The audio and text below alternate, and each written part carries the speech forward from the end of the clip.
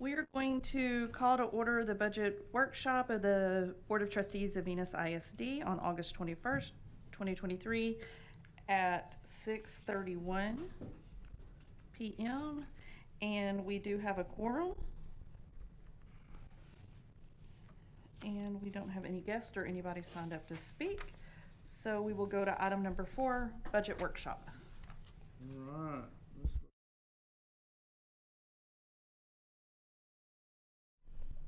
Hi, good evening. You all can hear me. Hi, good evening, President Gore, Board of Trustees, and Dr. Torres. So I'm going to bring you a kind of a brief budget presentation tonight, and then I'll be sure that we leave some time to answer some questions at the end. So I think it might be a little bit different than what was presented to you before, but I'm going to explain a lot of the differences and details there. And how can I advance? Is there a clicker for me to advance the slides? I'm sorry. Daniel, may you please advance the slides? Thank you so much. And so first, I just want to talk about the main components that build the revenue budget, which the revenue is really what drives our expense budget. So I'll just take a little bit of time to talk about the tax rate history here at Venus ISD. And one reason it's important for many reasons, but because of the 88th legislature and the tax compression that came after in special session, you'll see that we have a reduction in our M&O tax rate, the orange tax rate, which funds our maintenance and operations side, so our salaries, our utilities, our transportation, the things that really keep us running on a day-to-day basis. And then our INS tax rate has remained stable for the last few years, and that's the tax rate that funds our debt service for our bonds or any outstanding debt that we have going on. So our overall tax rate with the compression from the special meeting is actually lower. So that's going to be really positive for our constituents. And then also with the proposed $100,000 increase to homestead exemption that'll be coming on the November ballot will be a really positive outcome for our taxpayers in our community. So we're really thrilled to have that for our community. And I'll talk about how that affects us financially when we get to the revenue side. And we can go to the next slide. So the other part that drives our funding is average daily attendance. And so you probably have heard this before. It's different than our enrollment. We have our enrollment, which are all of our children that have filled out an application and said that they're going to come to Venus ISD. And then we have the average daily attendance, which is the actual number of kids that show up and sit in seats on average every day. And that is the number that we actually receive revenue on. So, pre-COVID, I think we were upwards about 97, 98%. We had a really good percentage of ADA per enrollment. And then like many districts, almost all districts across the state of Texas suffered in that ADA during, and post-COVID. And so we have, looking at our attendance for this year, we have increased that percentage. So we are doing better. So essentially, the kids that are enrolled, more of them are coming to school than we had seen in the past couple of years. So that's really great news for many reasons, obviously for student growth and achievement, and then, for our revenue purposes. So we're really great to see that.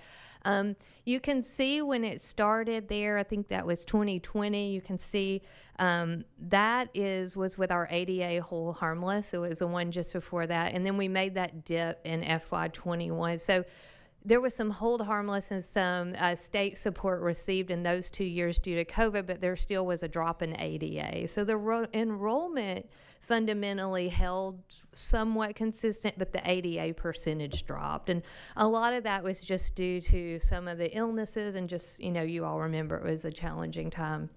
And then since then, we have grown in enrollment. So really from 21 to 22 is about 36 kids in ADA, and then 22 to 23 to 32. And so based on our demographer report, we are expecting to see some growth, but the prior budget presentations showed stable or no change from last year to this year. So I just continued to budget on that until I understood more. But as we see our enrollment, we're following ADA and enrollment every single day since school started. And as we see any changes there, we can come back to the board and adjust those revenue numbers. And just to kind of let you know, one ADA is about $7,000 in additional state revenue. So if we add about 20 kids, like $140,000. So just kind of give you an idea as we go and as we begin to increase our ADA and our enrollment this year.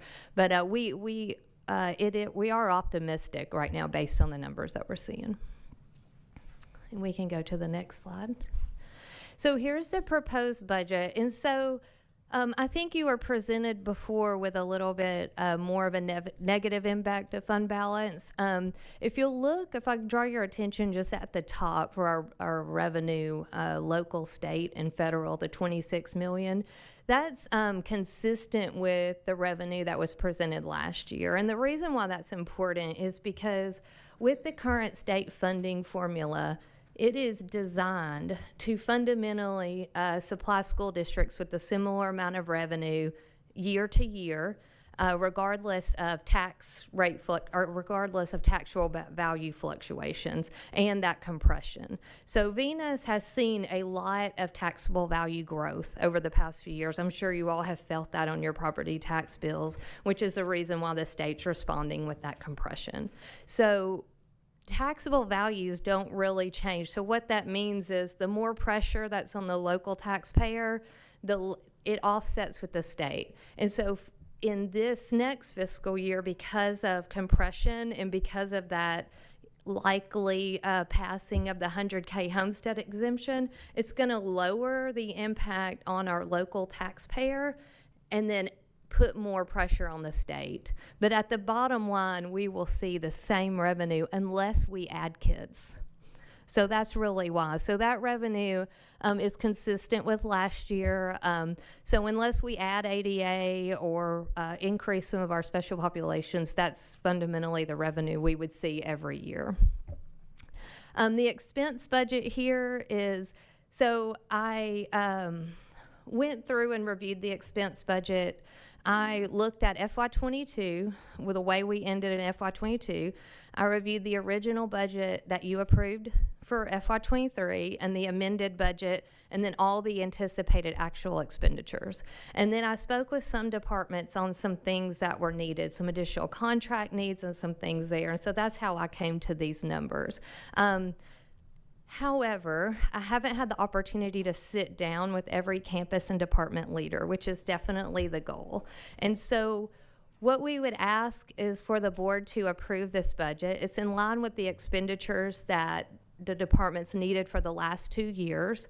So I believe it will be consistent in year 3. And then as soon as, probably after budget adoption, I would sit down with each campus and department leader and go through their individual budgets, and so that I can ensure that they have the support and the funding that they need on their non-payroll budget side.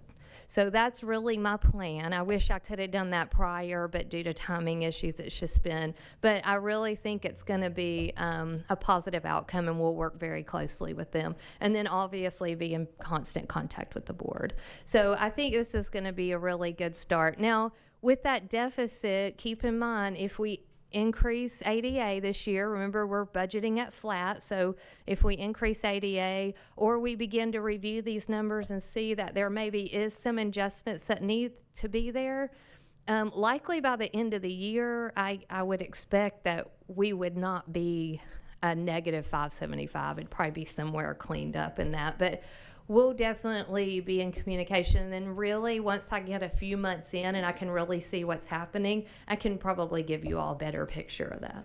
I just have a quick question. I think whenever, a month or two ago, whenever originally, I think we were told it was going to be 1.2.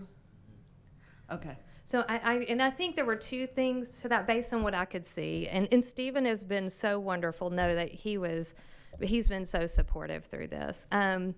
The revenue figures were a little lower than I'm expecting. and the budget was submitted. So I think they had just entered in everyone's request, and some of the requests were a little higher. So we did speak with some of the departments and were able to pull some of those items down as maybe they were wish list items. And so it is possible we might come back to the board with a budget amendment for some projects, but that would need board approval. But they would need board approval regardless for the contracts needed for those purchases. And so those were really the components that made up that. So this is a more positive picture, I think, if that's your Yeah, intention. that number looks a whole lot better Okay. than the 1 million something. Yes. So, yeah.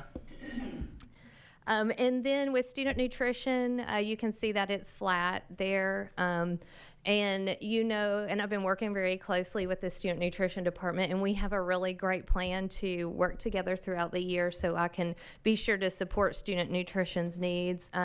As you may know, they can only carry about 3 months of fund balance, so we'll need to make sure that they're expending their funds. And you have a great student nutrition leader. She is very knowledgeable and knows her stuff, and she and I have already been working together, so I'm really excited to have that. And then with the debt service fund there, you'll see there is $745,000 gain to fund balance. And that's just due to keeping our 43 cents across the board. We met with our Hilltop Financial Advisors last week, and so we are going to be bringing a resolution to the board to basically state that we're going to use that $745,000 to defease current debt, which will save money and save some interest expense. So we'll be bringing that resolution to the board on the 26th. And then as we go through the year, we'll have a meeting with our financial advisors and with the attorney to decide where we're going to defease that bond payment. And then we'll come back and share that with the board and what savings that we were able to achieve. So you'll see that resolution coming on the 26th. We can go to the next slide. And so this is really just, I wanted to share this with you because when we start talking about negative impact of fund balance and our budget's not matching, it does, especially when that's not something you had approved in the past. We're seeing this really all over the state of Texas. So it's not really that abnormal, although maybe it isn't very comfortable regardless of that. So one thing I did want to share with you is your fund balance picture. So you can see here on August 31st, 2020, all the way to 2022, how much you've added to fund balance. And so that's really wonderful. And so your average monthly budgeted expenditures are about $2.3 million, which gives us about 5.3 months of fund balance. And the reason why that's significant is because, as you can see there on the right, TASB suggests that we have about 3 months of operating expenditures. So we're in a really good place. And so I feel really comfortable, even though we are bringing this negative fund balance, I feel very comfortable that we can take the time and to review where we are, see where the savings are needed to be, make some adjustments, and then move on to next year with a balanced budget. And so by having that very healthy fund balance and by all the work that you've done here on the board to be fiscally responsible, it really puts us in a really good place to come in with new staff and new leadership and really have the time to figure out where we are and not have to be so stressed about that. Yes, sir. Going back to debt service, you are proposing to reduce debt service 18 cents. If you go back to the first slide. All the way to the tax. We are proposing to reduce the overall tax rate by 18 cents, and that comes from the maintenance and operations side due to the state mandated compression. Yes, sir. No, that's a great question. We're keeping the INS the same. Yes, sir.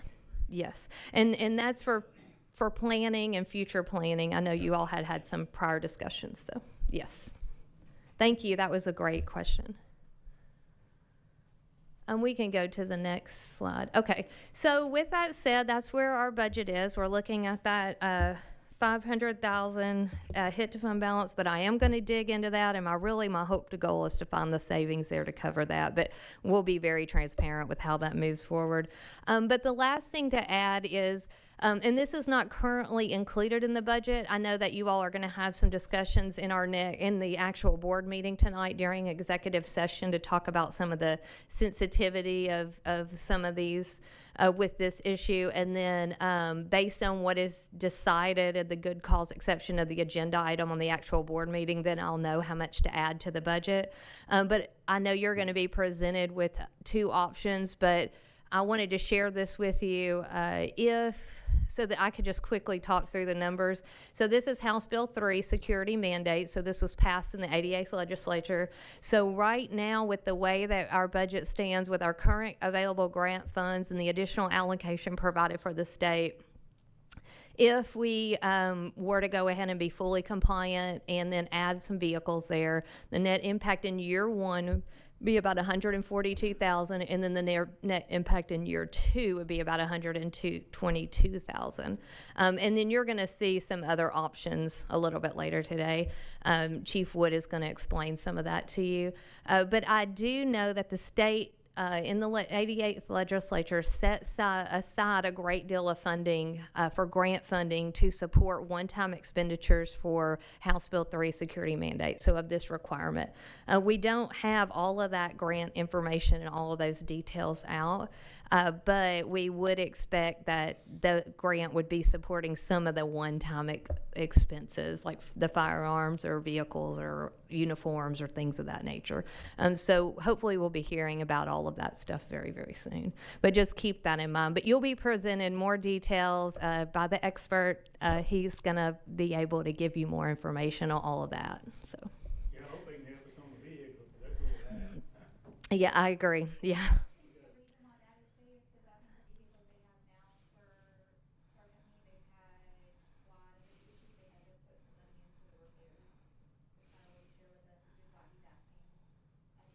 Mm-hmm. And I think he's going to speak in great detail to that in executive session in the next board meeting.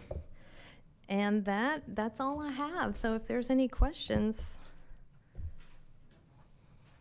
I mean, I guess I have one concern just based on past years, and not a warning, it's just a heads up, but until I see those numbers where our budget and our numbers are matching, I find it very difficult to vote for unnecessary things. I mean, if we have to have a bus, let's get a bus. But we don't need a transportation bus when we really need a delivery bus. Or, you know, let's be real cautious that we don't add to that total and get told, oh, it's in the budget. Well, where was it in the budget? My understanding is we're trying to balance this thing, not expand it. And if we're able to expand it, are we bringing in more money, or are we actually cutting something? Mhm. But, you know, let's be real transparent about it so that we all kind of understand what we're doing.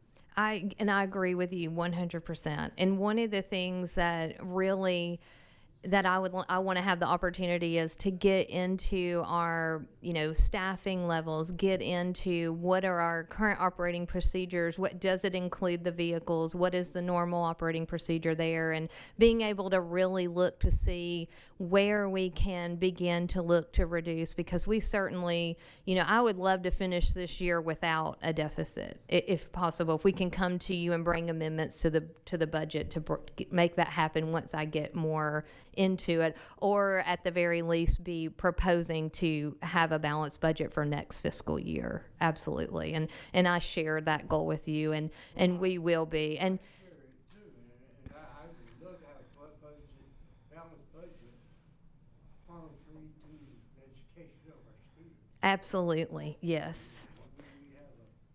We have to really prioritize, but I'd like to see transparency in all that. Not voting yes for something and not quite understand where that is coming from. We did that quite a bit the last couple of years, vote for things that weren't really discussed anywhere prior to a meeting or something. It was never talked about during the budget, and I know that we don't do line item things, and so we get the answer, well, it's in the budget. Well, It's, was actually, or is that just an idea? You decide to take this away so you can do this and nobody knows it, you know, I just wanna know what's going on. Absolutely. One thing too, just to let you guys know, like as we move into next fiscal year, is being sure that any items that are in addition to the budget that you approved in the prior year, you will see line item ads so that we can have discussions on what those are, and definitely on any contracts that need to come to the board to be reviewed. Absolutely, we'll be doing that. And I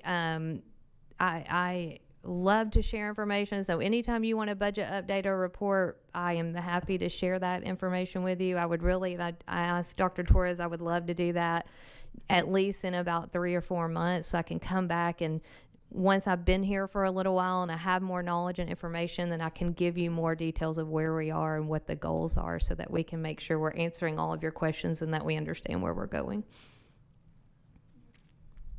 Any other questions?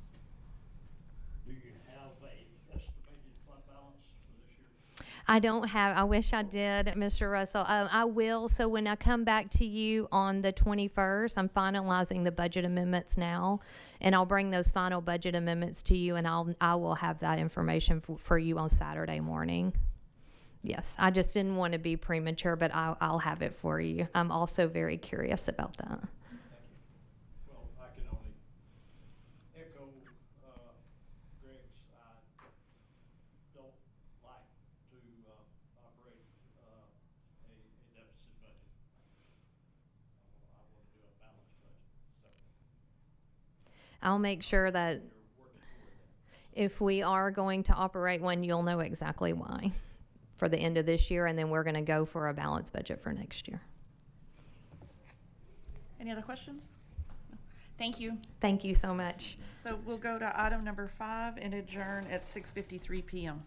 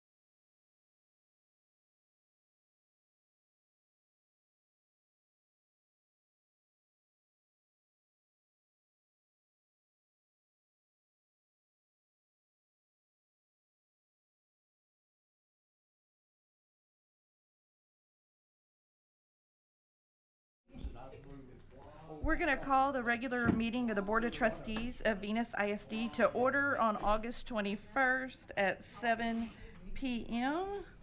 And we do have a quorum. And Jay, would you lead us in the invocation, please?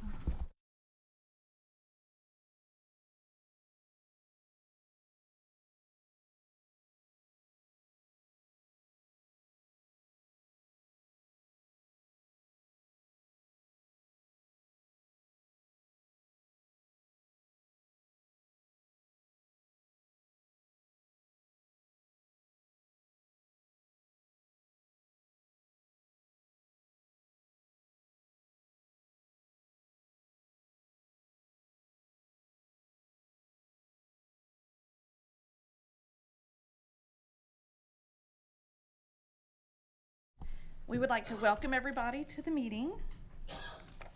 And did anybody sign up, Daniel? Anybody sign up? No? Okay. We'll go to item number 5, accept resignation of trustee place 3. It's Chad Sutton.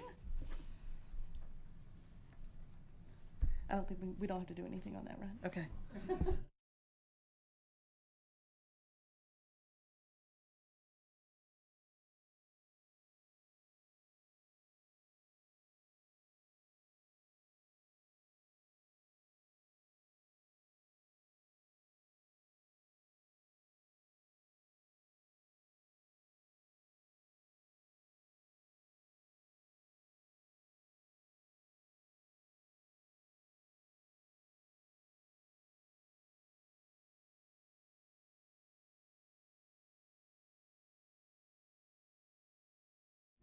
Appreciation for your commitment here to Venus ISD. We've got a little plaque here for you.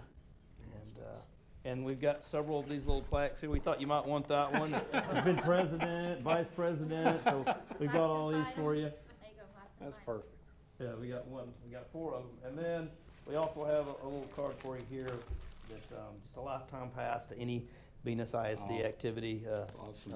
until you. Is that a senior citizen pass? If that works too, that'd be great. So Well, appreciate you. I appreciate it. Anything you want to say? Go right ahead. Yeah. Picture.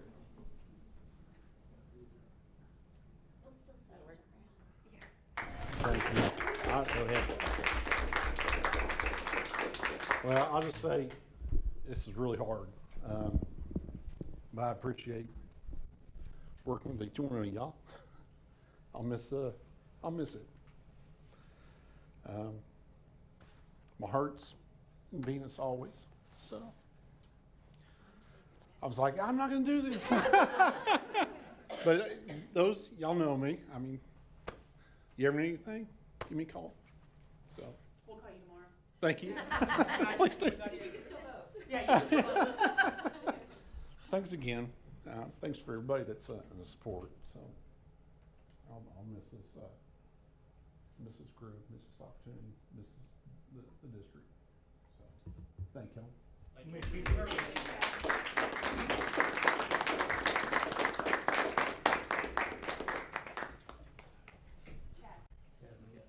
Some goodies for you. Let me get my. You wanna walk out? Your lifetime pass?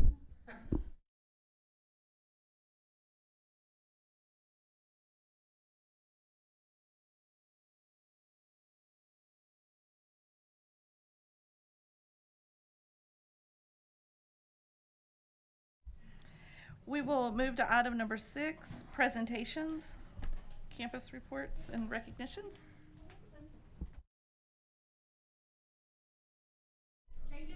It is. It's good. So I'm pretty sure my board report is outdated, but for the primary school, our current student enrollment is 385. So we are significantly down when you compare us to last year. We ended the year with about 435. And so grade levels are smaller, but the teachers are happy because we have smaller class sizes. But we've had a great first 2 weeks. We're excited for this school year. Great things are happening. And so we're just looking forward to a great fall.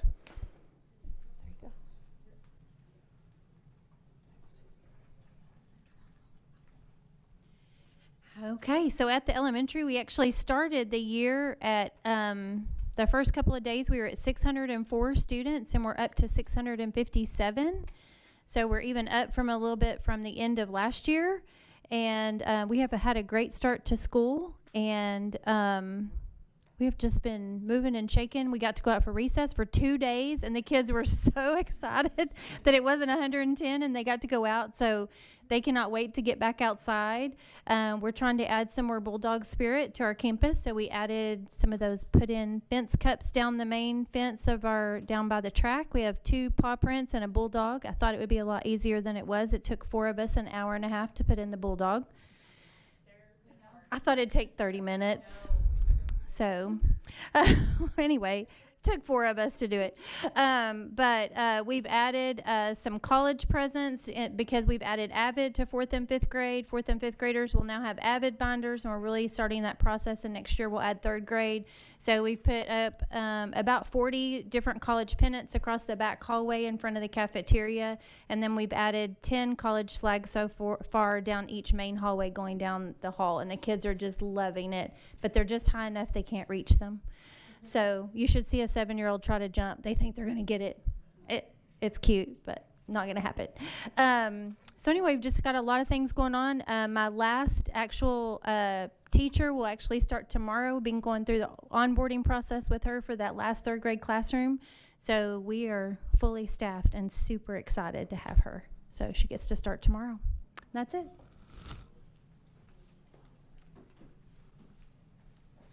All right. Well, mine will be very short and sweet. We ended last year just under 450, and we are currently at 498.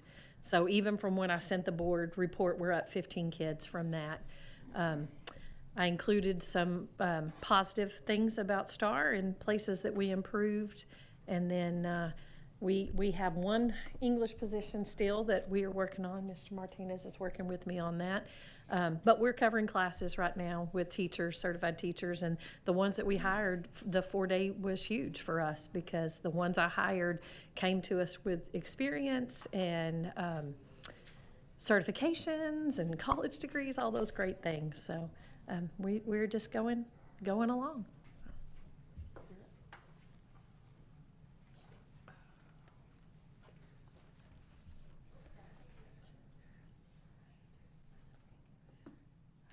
Oh, that's not what I have. Okay. First, I'm going to say we spent a lot of time this summer on interviews, but we pretty well have our spots filled except for math. So we're working on that on a daily basis, which I'm learning a lot about math. So that's one good thing. We started the year with 658 students, and we are currently at 700 today. So they're beginning to show up. The one thing I do want to say about the people we did hire is the same thing Ms. Bug said. I found that we do have some new teachers, but we have a lot of veteran teachers, meaning anywhere from 2 to 15 to 30 years. So that was good to see. It's a good mesh there. We had fish camp, and that was fun to see them excited. And I think our job is to keep it fun for them their whole 4 years that they're there, and as they go through it and learn. We did have senior sunrise, so that's the other end of the spectrum, going from freshmen to seniors. I'm real close to that group because I taught them in English, so it's kind of neat to see the progression as they go through their last year with us. Also, we had Meet the Bulldog, and this Friday we start volleyball. We start football. We have a lot of excitement. Coach Verdell is a motivator, and he has us, the faculty, as well as the boys, I think, ready to go. If you have not come out. The offense is different, and the defense is faster. So we'll see what that transpires into. We are having our first pep rally on Thursday, and then we play on Friday. But for Thursday and Friday, the theme is Aloha football. So we're all going to show up in our Hawaiian attire. Fits the weather, right? So we're going to see how that goes. We also have a door decorating contest, so trying to get the kids involved as well as our new teachers build culture and spirit. On your pep rally, what time is that?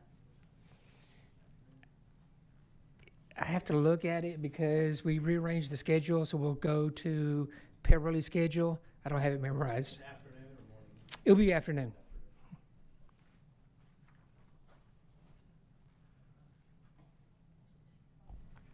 Okay, and then next we have the 3rd through 8th grade spring 2023 STAR results.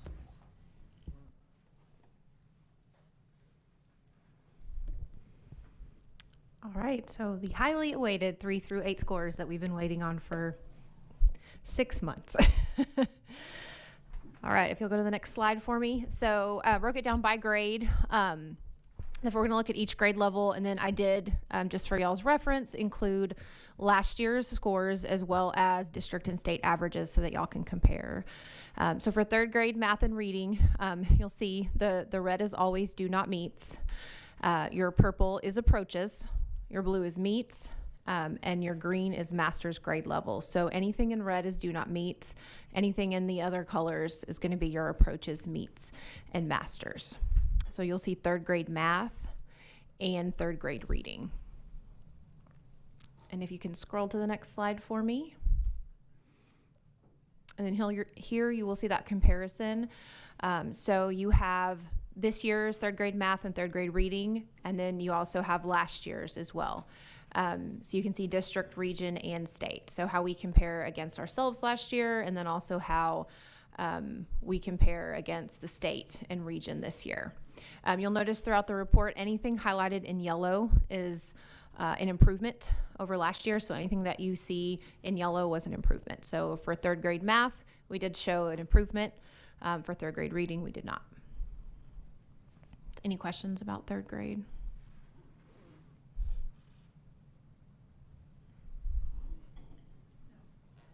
No? Okay. All right. If I'm going too fast, guys, stop me at any time. All right, 4th grade math and reading, same thing. You have your 4th grade math, your 4th grade reading. Red is do not meets. Then you have your approaches, meets, and masters.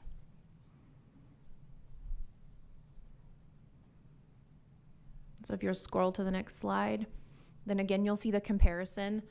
So you see this year's 4th grade math and 4th grade reading scores, and then you'll see last year's scores, as well as us against the region and the state. So. No yellow.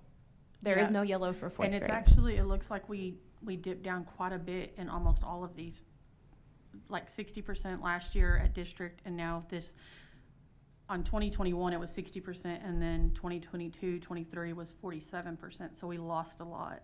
Yes, there was a significant decrease in 4th grade math and reading. Yeah. All right, if you'll scroll to the next, we're going to look at 5th grade. So for 5th grade, we add science. This is the first science assessment that state assessment that students take. So 5th grade math, reading, and science. Again, you have your red is do not meets, and then purple, blue, and green approaches, meets, and masters. And then if you'll scroll to the next slide. So we've got, again, district, region, and state, and we have this year versus last year.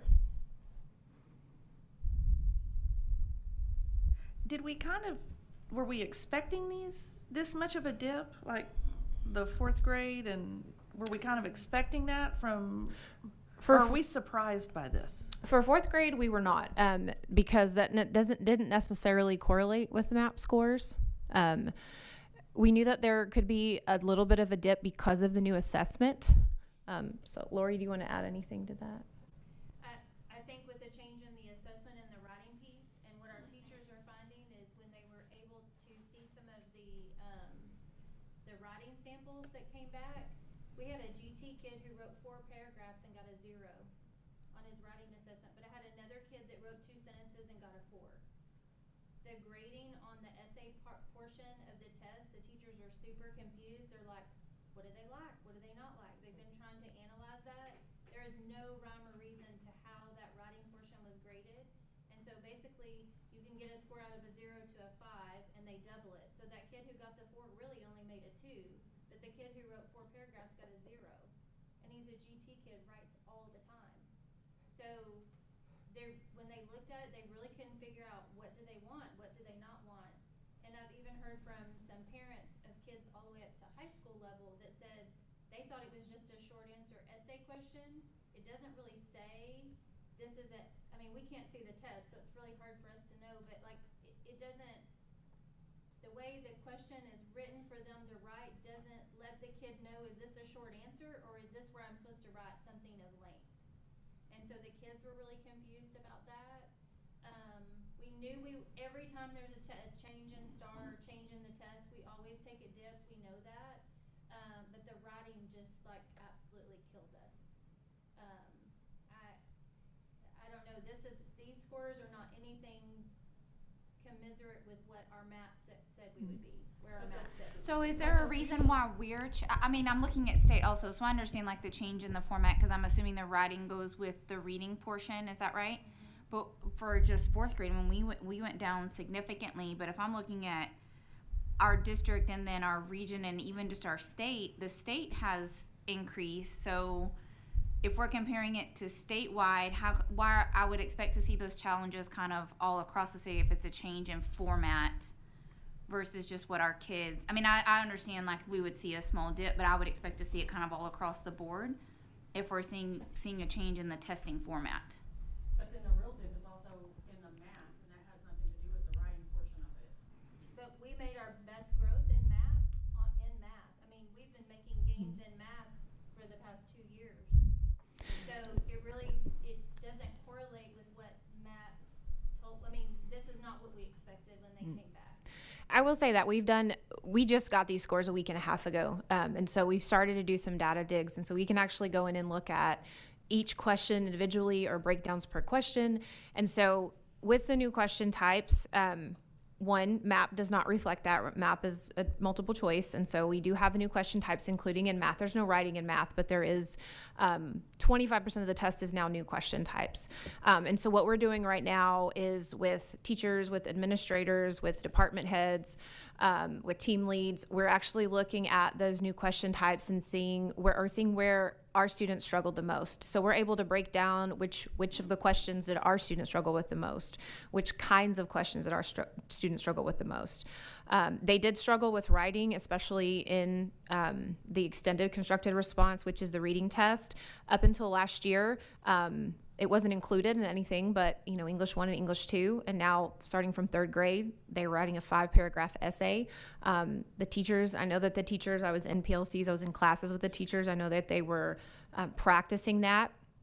But we didn't see that translate on the test. So I actually pulled just that writing score and looked at our scores against state, and then we can actually see the students' response. So we can actually click and see what they typed in the box, exactly what they typed in the box. And so we're in the process of breaking some of that down to see if we can figure out where the breakdown was, with teacher feedback, student feedback, administrator feedback, because they know what went on in the classroom as well. Which is good. I mean, generally speaking, they're touching on it. The scores aren't good, and they're not comparing well. But I can look at the past year of third graders, and I look at the present year of fourth graders, which is the same class. Right. And even though we see improvements in third grade,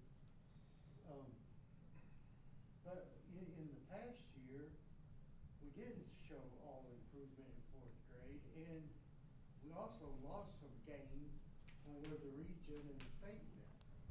So Yes. we actually, okay, so I'll just give a simple example, but it's not here on the paper, but just what I'm saying is, okay, we went up 2%. It's like, okay, we might have said Stanford 3, we went up 3%.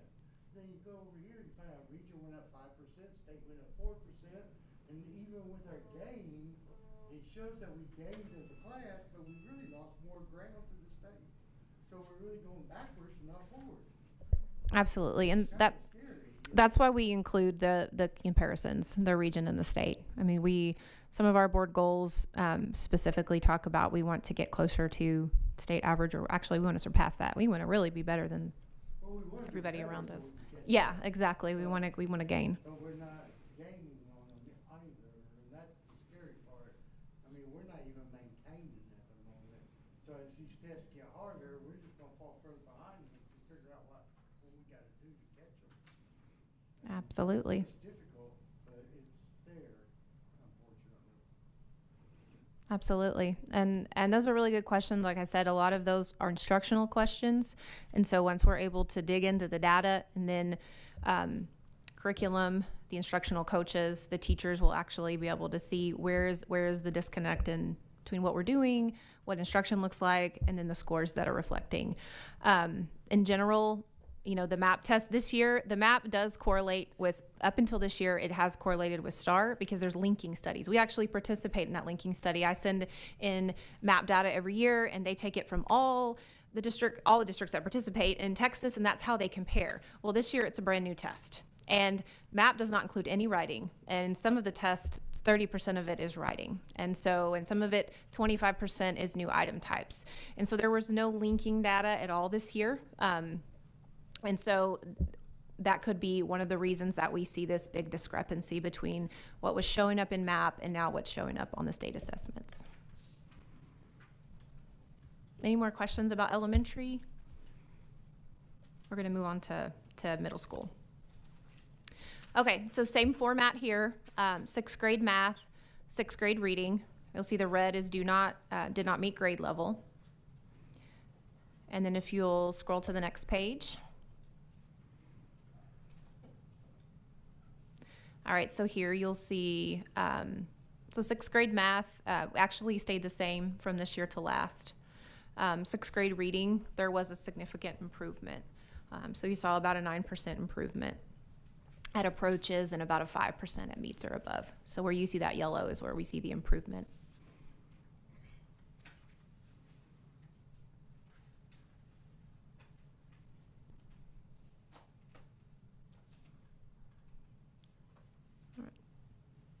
We can move on to 7th grade.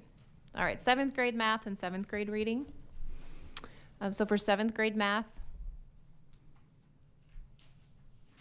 and 7th grade reading,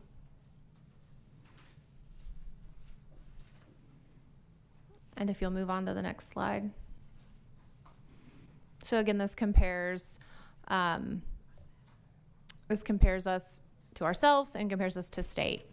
So you'll see that 7th grade math was definitely a challenge area for us, probably the most significant across the district. 7th grade reading, we stayed about the same.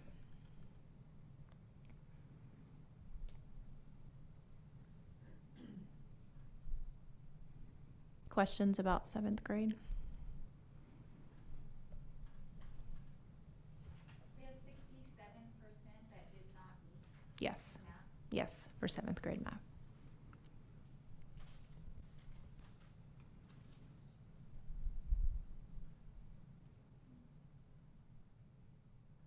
And I do have some cohort data at the end for y'all. I know y'all had asked for some last time. There's 1 or 2 in here, and then I actually finished all of the cohorts. So I know, so we can actually see what those groups of students, what they look like moving through. All right, we'll look at 8th grade. So 8th grade is, math, reading, science, and social studies. So students take 4 STAR assessments in 8th grade. So you'll see math, reading, science, and social studies. And if you'll scroll to the next page. So right now we'll just look at math and reading. And you'll see that we did significantly improve in 8th grade math and 8th grade reading.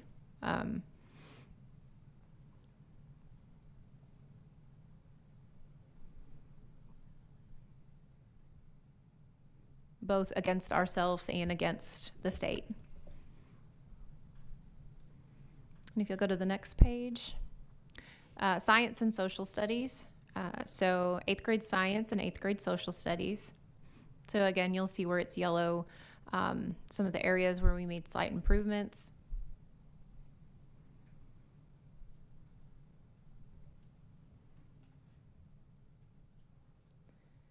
And then if you'll go to the next page. So here's some cohort data.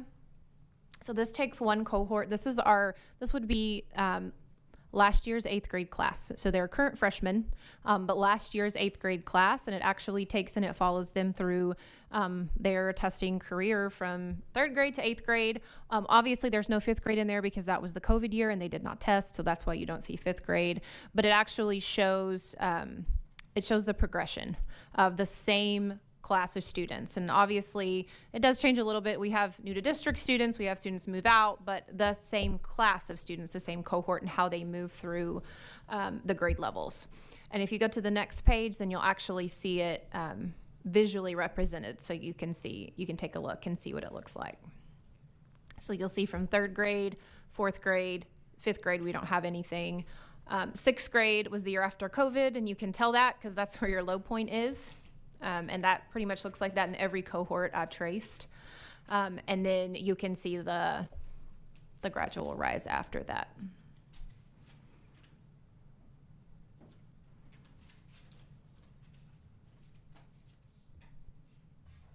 So math is still below what we were pre-COVID. Yes. 7th grade math has been a challenge area for the last 2 years. So you'll see it, this was last year's, 7th grade here was actually last year's, or well, 2 years ago, 22.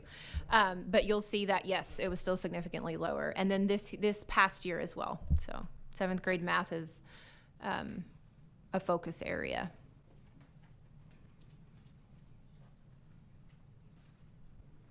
So any questions? I know it's a lot of numbers and probably going to take some time to look at.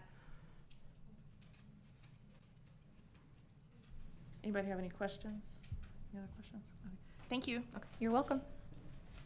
I think there's one more. Oh. I think I have one more under that one. I do have one question on this. Yes. So, is this what the blended learning is actually for? Is that what we do this for? So blended learning, and I'm not the blended learning coach, but I can give you a little overview. Blended learning it focuses on 6th through 8th grade, and it also now has expanded up into high school. And so last year, or the last 2 years, it started 9th and 10th grade, and now they're actually implementing it in a lot of the other core subjects. So originally it started as reading or RLA literacy, and now like at the high school, it's expanded into all of their core subjects.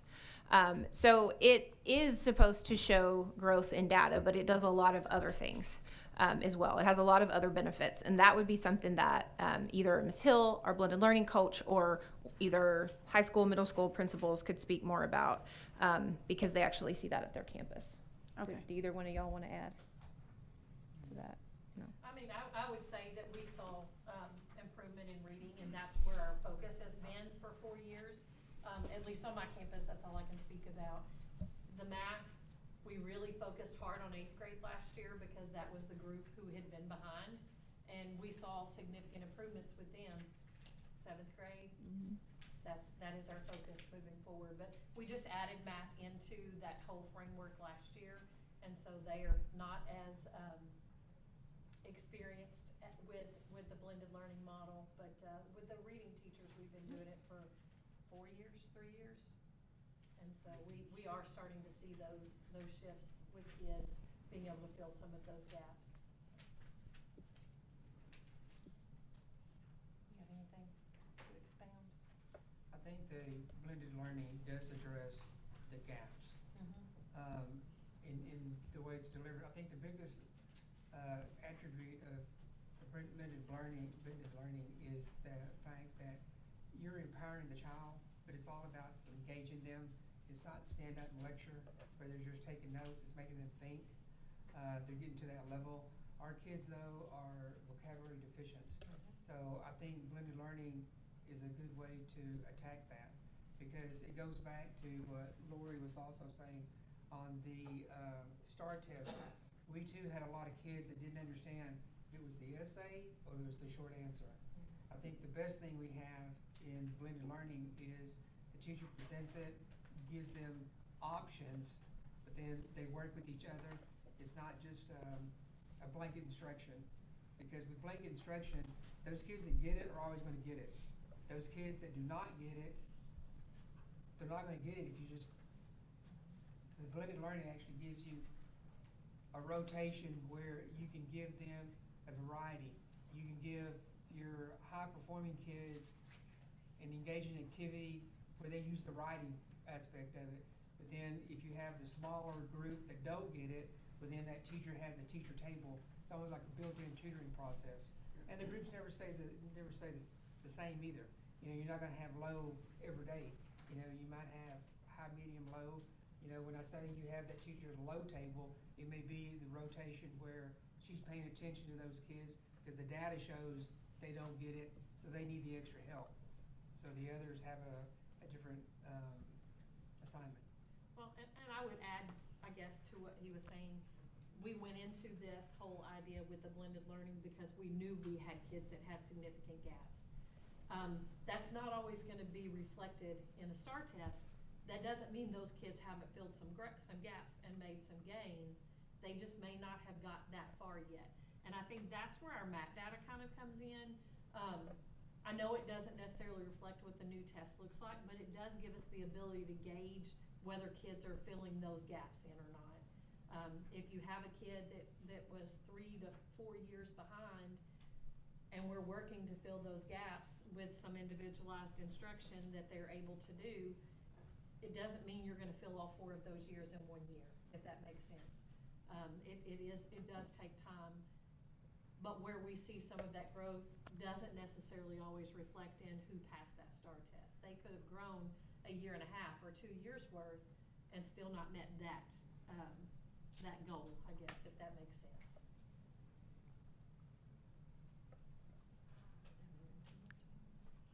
Okay, so this is just a quick update on accelerated instruction.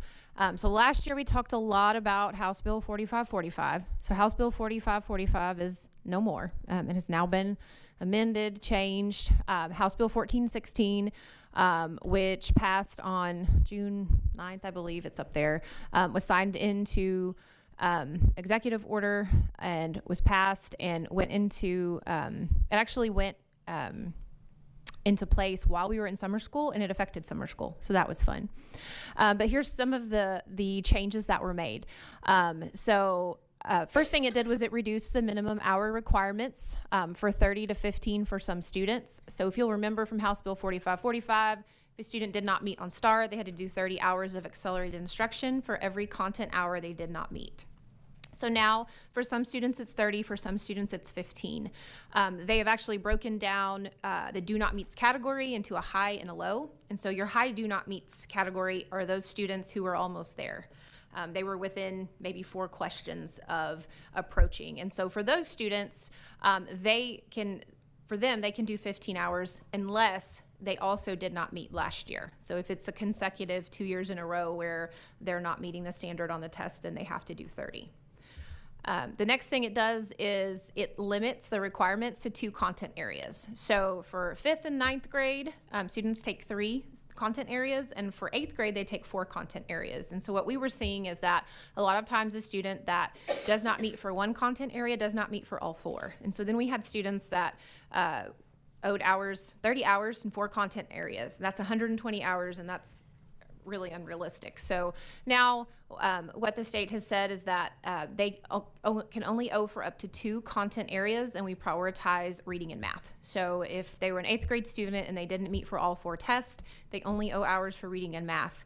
They do not have to owe hours for the other, for science and social studies, unless that's the only thing they did not meet for. The other big change is that they're no longer requiring accelerated instruction hours for fall and summer administrations. So for EOCs, because EOCs at the high school level are required for graduation, we do offer the test in December, and then we offer it the normal spring administration, and then we offer it in the summer as a retest as well. So they take retest in December and in June. And so previously with House Bill 4545, if a student retested during that time, they owed another 30 hours. So a student could test in April or May during spring, do not meet, they owed 30 hours. If they tested in June and failed again, then they owed another 30 hours. And then if they tested in December and did not meet again, they owed another 30 hours. So that is no longer. Now they can only owe hours for the spring administration. So students aren't penalized if they take the assessment again in summer, or if they take the assessment again in December, they don't accumulate hours. The next thing is accelerated learning committees were required. So those were huge committees of administrators, teachers. If the student was special ed, it would be special ed personnel, 504 administrators. Now, if it's, ALCs are no longer required. So for students who fail the same content for 2 consecutive years, we do have to do an accelerated education plan. We have to notify the parent.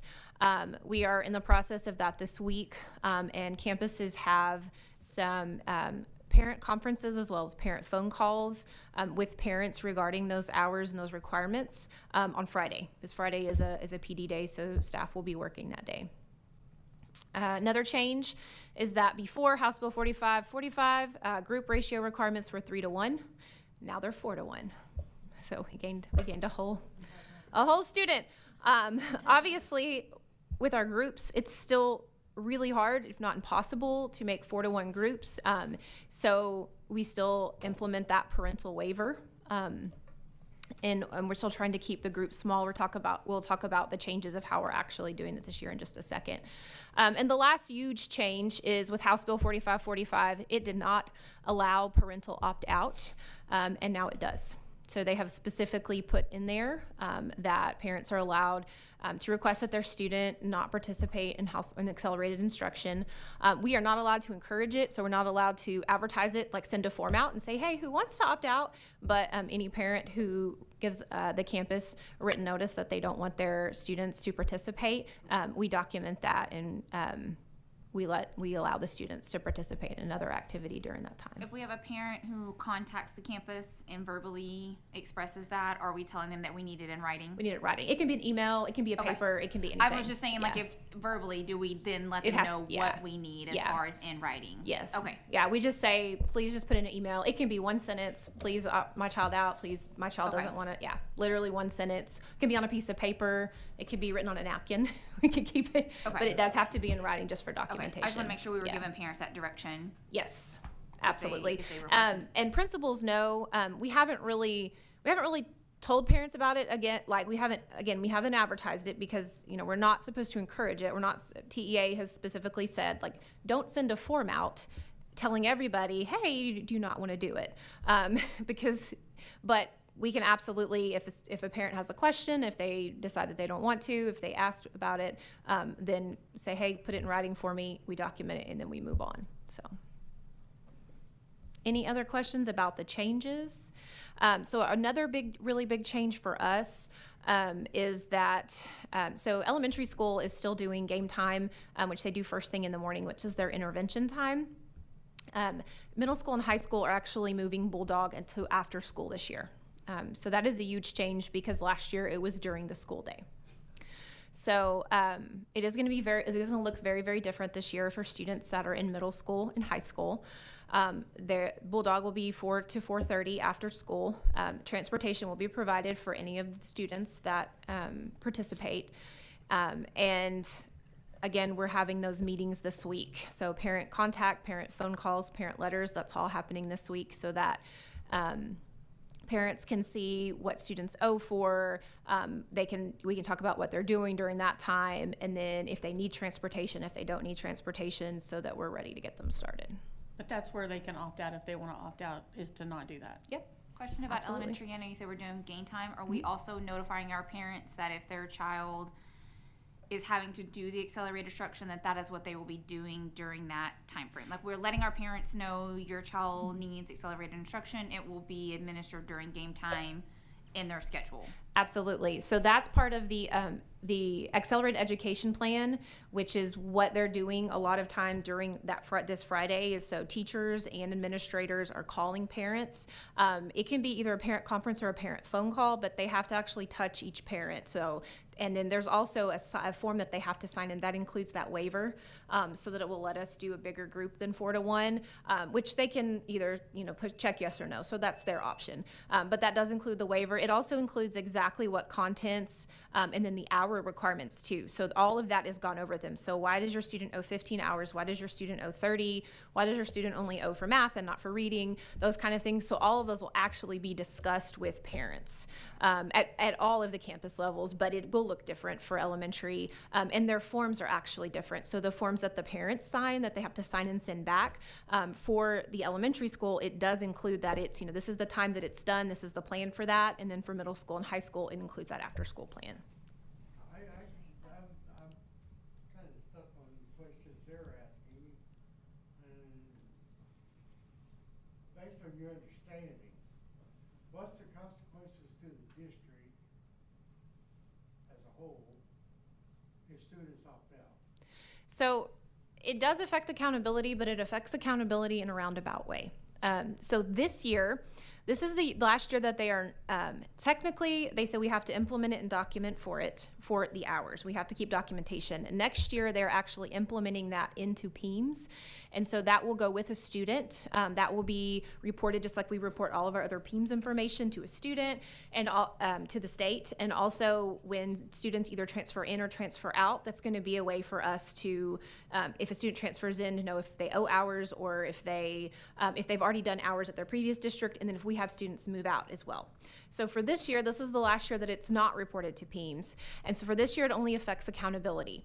So for grades 3 through 8, it affects part of our accountability scores, which is that 3 through 8 growth progress. So those, they changed the way that they've done growth this year because they changed the test and they won't want to compare it to last year, but part of that is the accelerated learning. So that's how it affects, specifically it affects accountability. So this year is not compliance. We do have to do it. We do have to notify all parents, regardless whether they opt out or not. We have to tell every parent, your student did not meet for this. This is what we recommend. We have to have that conversation with them, whether it be over the phone, in an email, sign. They know exactly what we can offer for their student. At that point, if they opt out, then compliance-wise, we've done what we need to do. It will affect accountability. It absolutely will affect accountability, but at that point, we're following the law. And what does accountability do to us? Everything. We have an F, or we have an A, we have an A. What happens to a campus that's an F? Oversight. That's a big thing. So last year, we were already... What if your parents aren't taking the test and oversight comes in here, what are you going to tell them? Knock on their door and see if you can get them to take the test? I mean, what are you going to do? Yeah. That's No, not I... the question I'm asking, because this is really sticky right now. It is. It's very sticky, and there's a lot of things. So for accountability in particular, yes, it affects our rating. So I've heard a lot of people say, well, what does that matter? Which accountability is changing this year completely as well. Which I originally thought I was presenting tonight, but I'm not. So we'll see new ratings next month. So accountability is changing completely this year, and it was retroactive, so it's going to look a lot different this year. But the ratings are important because that affects oversight. So last year we were targeted for strategic improvement in some areas. So that is, hey, these are some areas you could improve in. So if accountability gets low enough, then at that point, that can be either oversight from the state, it can be in representative, they can come visit, depending on how many consecutive years you have low ratings, and or how low the ratings are, or how much of a dip or not dip you see. That's how much oversight they do. It also affects funding in some ways. Because I know you have to pass I believe it's 5 high school tests. Yes, Those have to be passed to graduate. yes. As stated, plain and simple. This is not so plain and simple. I mean, if you have a student that never takes a test and they pass all 5 tests, they graduate. And Right, they still have to in high I school. can say if they want to take the test or not. I mean, they took it out of what they did basically is take it out of their hands and put it in our hands. Exactly, and we're the ones that ultimately, as a district, we have to Follow whatever basis they make up. Exactly. I mean, for 3 through 8, as far as opting out of the test, the STAR test, what that does is that gives the student a raw score of 0. So that affects scores and accountability in a huge way, because now you have a student that has a 0, a straight 0. There's not really an opt-out. The state has said there's no opt-out of the STAR test. You can't opt out. The only thing that you can do is you can go in, that's straight from TEA. You can go in and you push a button and it gives them a 0, and that's all. And so what happens is that gets averaged in with our scores. right? And so then at that point, that does affect accountability. And then when the student gets to high school, students have to have those to graduate. Yes, there are substitute assessments, but they're 1-to-1. So a student is having to take the SAT and get a really high cut score instead of taking like 9th grade reading, and sometimes it's harder for students to do that. So a student in essence is taking 5 substitute assessments and instead of taking 5 EOCs. So it's really the same thing. I mean, they're within their right to do that, but instead of taking these 5 assessments, they're taking these 5 assessments. And Well, I mean, you're explaining it to me because, you know, I get hit with these questions and I'm going, you know, it is kind of like not in my hands, but now legislature has made it where it's totally in my hands. And I'm trying to figure out, you know, where we as a district sit. Mhm. You know, it's one thing to say, hey, we need this, it's another to say, this is what happens. right. Exactly. We have to follow, this is what they tell us to do. So when they told us, this is what you did before with House Bill 4545, that's what we did.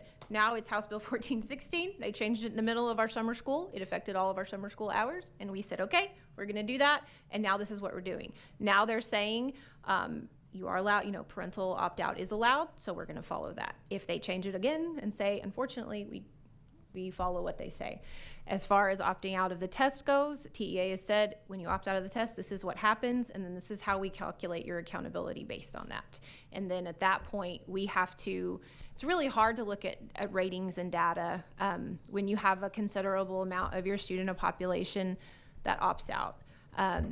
Is there a way to get data on how many of our students actually submit that at a 0? I am curious to see, because I mean, we're low kind of all across the board, just as far as accountability.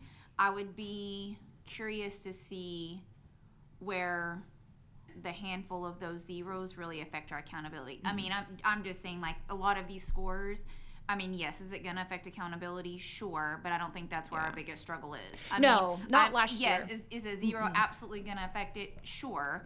But I mean, I think we would be focusing on the wrong things if that's really what we're saying, is that it affects our accountability. We have other areas to improve No, in. not this year. So I was specifically talking for that about accelerated instruction. So he asked how it does. So last year we did not have a significant student population opt-out. We did have some opt-outs or refusals or raw score of zeros.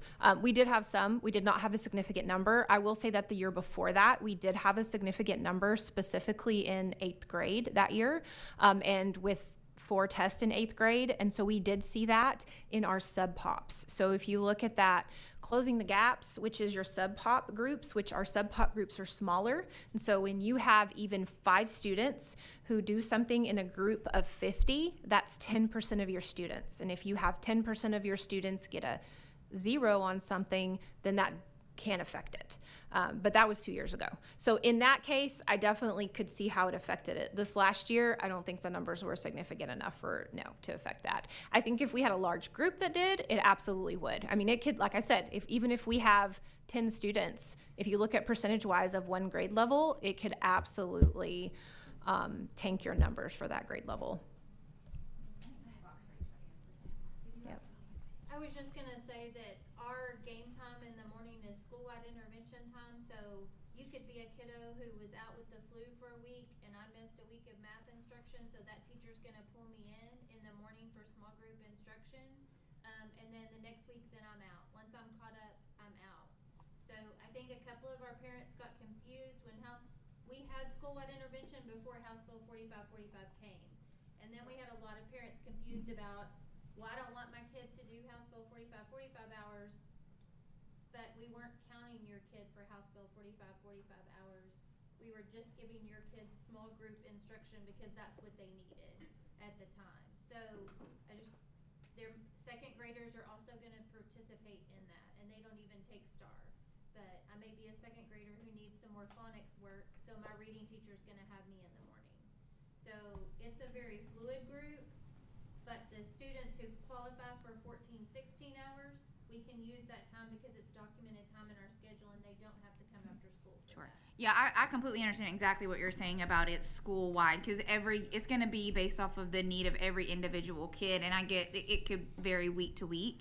It's just notifying those parents that we are offering specifically to them, or even if it changes, if we're offering math, I think it's just the communication piece to our parents and how that looks and how we're communicating the change from math to reading, or if they're in the accelerated instruction, just making sure that they know that that's what we're giving their child and they're informed as well.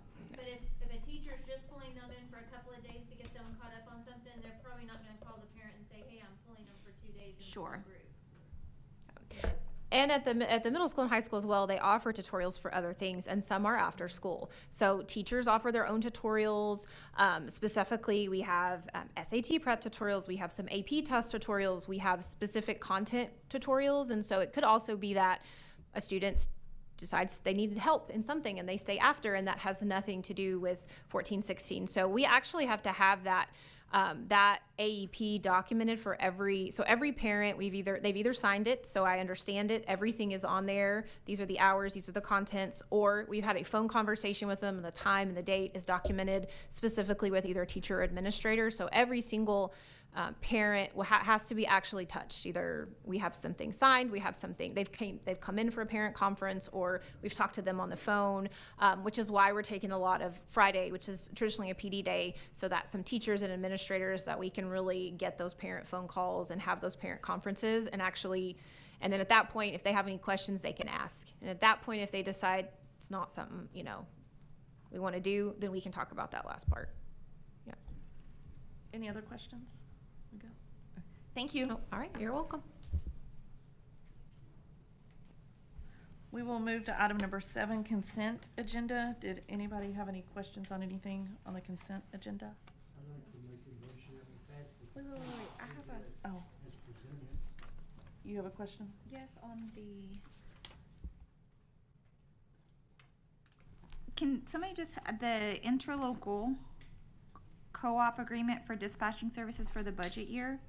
I just looked at numbers and can somebody help me understand, like, the percentage of calls, kind of what this is? Cause I'm just looking at the total cost to the agency. Is that what we're paying or they're paying? Cause we're significantly higher in dispatch fees. We can take that off of the consent agenda and discuss it if you want.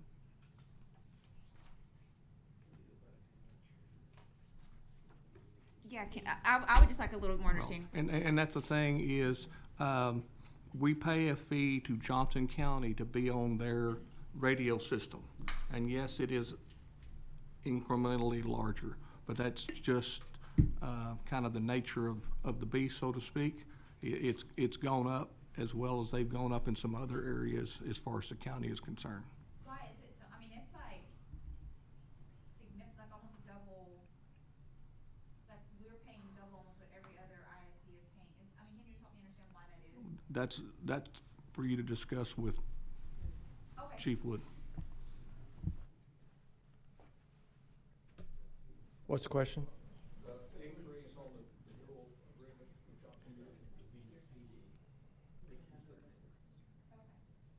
So last year we were about 650. This year we're at 9 something. Okay, Okay. 91430, is that right? It's not the 118, that's the Venus, like, city PD. Mhm. Okay. Yeah, we're still under $1,000. And what it is anytime that dispatch has to answer or input a call of service for us, or we call out for a call of service, we get charged, and it's broken up countywide and everything else, so we pay a percentage. Okay. Okay, so a motion was made by Greg to approve. Do I have a second? I'll second. Second by Amber. All in favor? The motion carries. 6, okay. I know, I'm used to putting 7. We will go to item number 8, to go into executive session at 7:54 PM to cover 551.071, 551.072, 551.074, 551.076, 551.082, and 551.0821.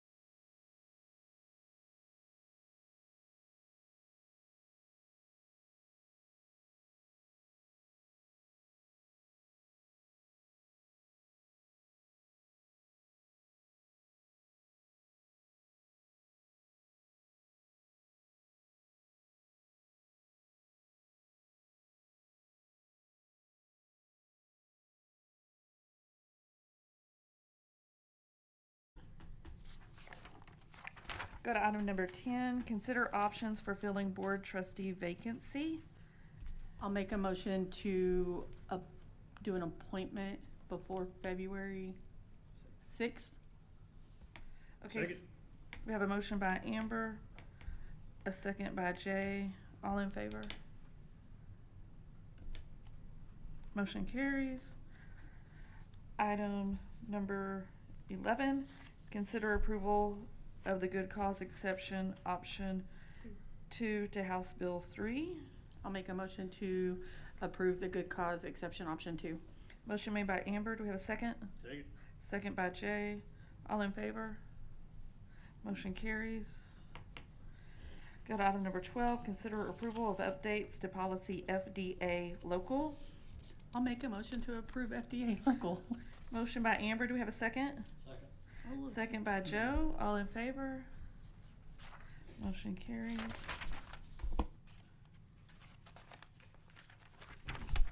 Go to item number 13, reports. Do we have any reports? Just all those are attached there, just from the first couple of weeks of school. And, do you have anything, Mr. Moore? No, it's been, first of the year bumps, and now we're in week 3. It's a great start. Things are starting to level out. Kids are getting into the routine, and we'll just keep moving forward. What about the plasma we purchased? Working good? Huh? What about the plasma? That thing's working good? Oh, yeah. Oh, yeah. Yep. And we were able to get rid of the old one too. What'd you do with that? Sold it. Ain't that good? Yep. Yeah, I'll just echo that on my end.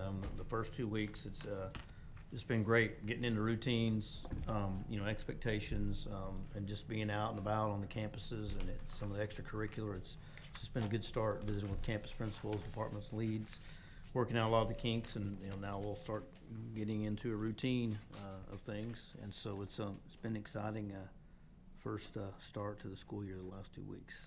Looking forward to more good weeks. We'll go to item number 14, board requests for additional items. Does anybody have any requests for additional items? No? Okay, our next meeting is Saturday, August 26th at 8 a.m. I do have something I want. Okay. And he hadn't been here to be involved in this, but every time when I drive by these schools, I continue to see them old buildings down there. I think we gotta be having some kind of plan to be doing something with them buildings. What, you talking about 3rd Street? Yes. I mean, every time something comes up and we're gonna be wanting to pass a bond, build something, that's the first thing people are gonna say, hey guys, you got buildings down there you're not even using. I mean, I know you haven't been, we've had a lot of talks over this, but we've done nothing. I mean, somebody will take them, looks like. I know it's always, we're always talking about it's gonna cost a little money for the abatement and this and that, but I'm not sure that all that has to be like that. You're wanting to sell the portables on the outside of the I want to give them away. So look Gotcha. into, so Yeah. you want to look into getting rid of them? Yes, that's Okay. what we need to be doing. I mean, that's, somebody's always wanting to bring that up about we wanting to Yeah. build something, but we ain't using what we have. Yeah. Wrap a plastic sheet around them and let somebody haul them off. Yeah, I mean, what's that old boy that come and took some of these other ones? Has a TV show. Randy's his name. Well, actually, I think he may have passed, but I think his boy's still doing that stuff. He might be a candidate for the job. Yeah, well, we can certainly look into that and see, I don't know the history on those, but certainly see what they're used for, if they're not used at all, and if we don't need their existence, then we can find a way to. Yeah, I think one of them possibly has been used for, Janitorial's used one of it. The youth association uses one of them at the very end by the dumpster. Yeah, we'll gladly leave. We will. I'll take all my baseball. Okay, Yeah, I need to go in there and take a look at those, though. I Yeah. haven't even been over there to look at them. I've seen the outside and just told the story, hey, these are some older buildings, but just need to go take a look at them. They were here when I was in 6th Did- grade. Do anybody have anything else? No? Okay, so 8 a.m. Saturday morning, and then the meeting, our next meeting after that is September 18th. Yes. And then, 8 a.m. till 11, and For Saturday? Yeah, 8 a.m. we'll have our budget adoption and tax rate adoption, and then following that will be board team of 8 training. So we started at Yes. 8 to 8. No. Probably shouldn't be Absolutely not. I think it should probably shouldn't be more than probably a couple hours. As I say, 8 to 8, team of 8 will not be here. That's all I ever work, is we'll 8 to have 8, it's always 12 or First meeting should go 15. very quickly. We've already kind of given you all that info, and then from there we'll do our That's all I remember how long we stayed. Okay, so we'll go to item number 15, adjourn at 9:10 PM.